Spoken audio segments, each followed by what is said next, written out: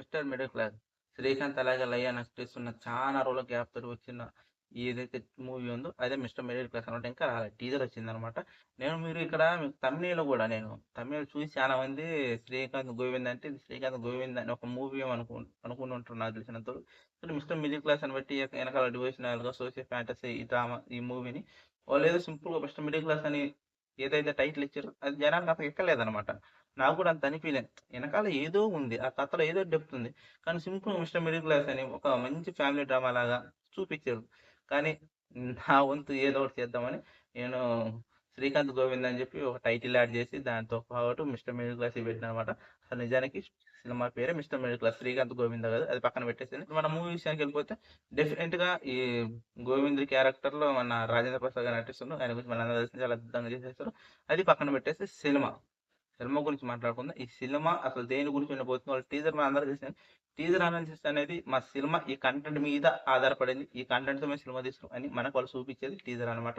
మనం ఈ టీజర్‌ని బట్టి ఏమర్థం చేసుకోవచ్చు? ఒక మిడిల్ క్లాస్ అబ్బాయి, ఒక మిడిల్ క్లాస్ తండ్రి, ఒక మిడిల్ క్లాస్ హస్బెండ్, ఒక మిడిల్ క్లాస్ వ్యక్తి ఏదన్నా అనుకోండి. అతనికి ఉండే కొన్ని ప్రాబ్లమ్స్. ప్రతి మిడిల్ క్లాస్‌లో ఉండే వాటిలో ఇతనికి కూడా ఉన్న ప్రాబ్లమ్స్ ఇవే అనమాట.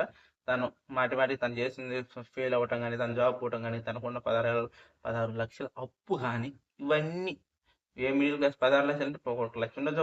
ప్రతి మిడిల్ క్లాస్ ఉండే కొన్ని ప్రాబ్లమ్స్‌ని ఇక్కడ తీసుకొచ్చి శ్రీకాంత్ గారికి యాడ్ చేసి మనం చూపిస్తారనమాట. దీనితో పాటు దేవుని కాన్సెప్ట్ జోసెఫ్ అండ్ డ్రామా అనమాట. ఇది అతను ఏ దేవుడు నా కళ్ళ ముందు కనిపించేది గోవిందుడు మాత్రం అంటారు. ఇది టీజర్ లాస్ట్‌లో అనుకుంటా లయ గారు అంటారు. గోవింద్ అని మన శ్రీకాంత్ గారు అనమాట. కాదండి అక్కడ ఉన్నది వినాయకుడు అంటే ఇగ నా కళ్ళ ముందు ఎవరు కనిపించరు నాకు గోవిందుడే కనిపిస్తాడు అనేలాగా అంటాడు. బాగుంది. అంటే మనకి నచ్చిన వాళ్ళు చాలా మందికి కొంతమందికి ఫేవరెట్ గాడ్ అని ఉంటారు కదా! ఆ టైప్‌లో అనమాట. పర్లేదు.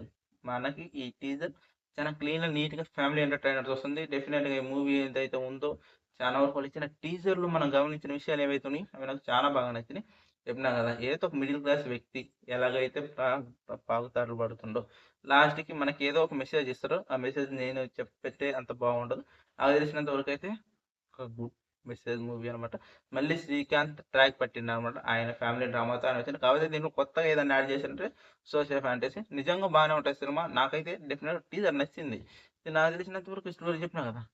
ఇది ఇక్కడి నుంచి అక్కడ తీసుకెళ్తారనమాట. లాస్ట్‌కి దేవుడు ప్రత్యక్షమైతారు. మేము చేసేది ఏం లేదు. మీరు చేసుకున్న తప్పులే అని ఏదో ఒకటి చెప్పేసి సినిమాని అయితే ఎండ్ చేస్తారు గానీ, ఈ సినిమాలో చాలా డెప్త్ దాగి ఉంటదని నేను అనుకుంటున్నా. అసలు దేవుడిని ఎందుకు పెట్టిండ్రు?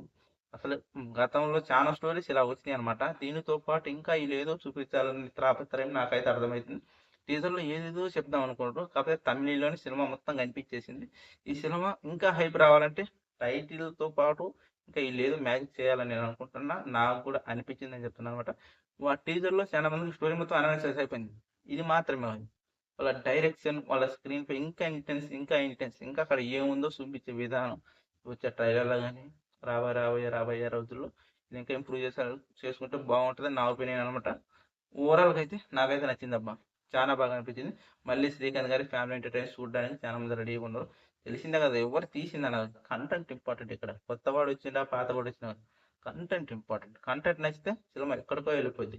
డైరెక్షన్ బాగుంటే సినిమా ఎక్కడికో వెళ్ళిపోద్ది. నటినట్లు బాగుంటే సినిమా ఎక్కడికో వెళ్ళిపోద్ది. నటినట్లు ఆటోమేటిక్‌గా నటన చేస్తారు. నేను చాలా సందర్భాలు అంటా.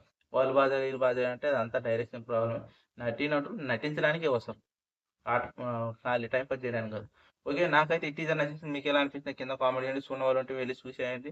శ్రీకాంత్ మిస్టర్ మిడిల్ క్లాస్ అని కొట్టండి. శ్రీకాంత్ గోవింద కాదు. శ్రీకాంత్ మిస్టర్ మిడిల్ క్లాస్ అని కొట్టండి వచ్చేస్తది. ఇక్కడ నాతో పాటు మీ అభిప్రాయాలు కూడా పంచుకోవచ్చు. మీ ప్రతి కామెంట్‌కి నేను రిప్లై ఇస్తా. ఓకే.